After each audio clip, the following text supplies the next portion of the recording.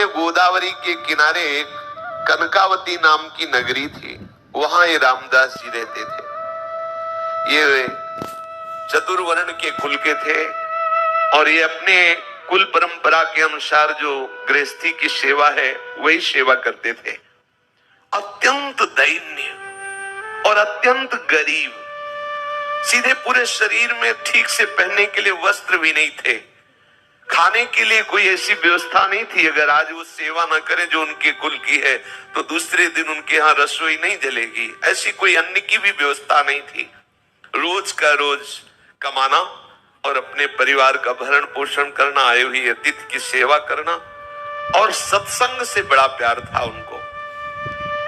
ये दंपति एकमात्र केवल भगवत आश्रित, कोई संपत्ति नहीं, किसी भी तरह का किसी से कोई व्यवहार नहीं, क्योंकि व्यवहार लोग धनी मानी से करते हैं, गरीब अकिंचन से नहीं करते हैं। इनके एक लड़का था और ये सदैव अपने कुल की जो सेवा है वो जूता गांठने की, वो बीच बाजार में जाकर बैठते, किसी के फटे पुराने जो पादुका है उसको सिलते, या कहीं ऐसा संयोग बन जाता तो नई पादुका बना के बेचते। जो उससे मिलता उससे अपने परिवार का पोषण करते और सत्संग जाते। ये बड़े महिमा की बात है। जब कहीं सत्संग में रुचि होने लगे तो समझ लेना कि अब प्रभु आपके ऊपर बरस पड़े हैं। सत्संग में रुचि होना अर्थात भगवत प्राप्ति का मार्ग खुल गया है, क्योंकि सत्संग सुनने वाले को निश्चित निश्चित अविद्या का नाश करके भगवत अनुराग की प्राप्ति होती ही होती है।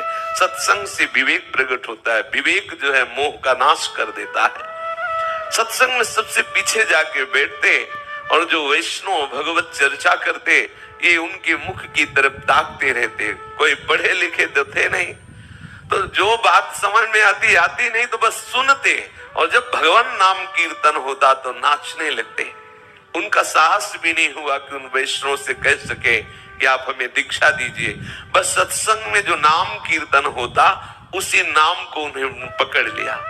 बस मन में बार बार कृष्ण गोविंद ऐसा बोलते, और एकांत में वो कभी कभी पुकार उठते हृदय से, हे हरि मैं जैसो तैसो तेरो, हे हरि मैं जैसो तैसो तेरो। इतना ही याद हुआ, बस इतना ही। पद नाम से, शास्त्र स्वाध्याय नाम से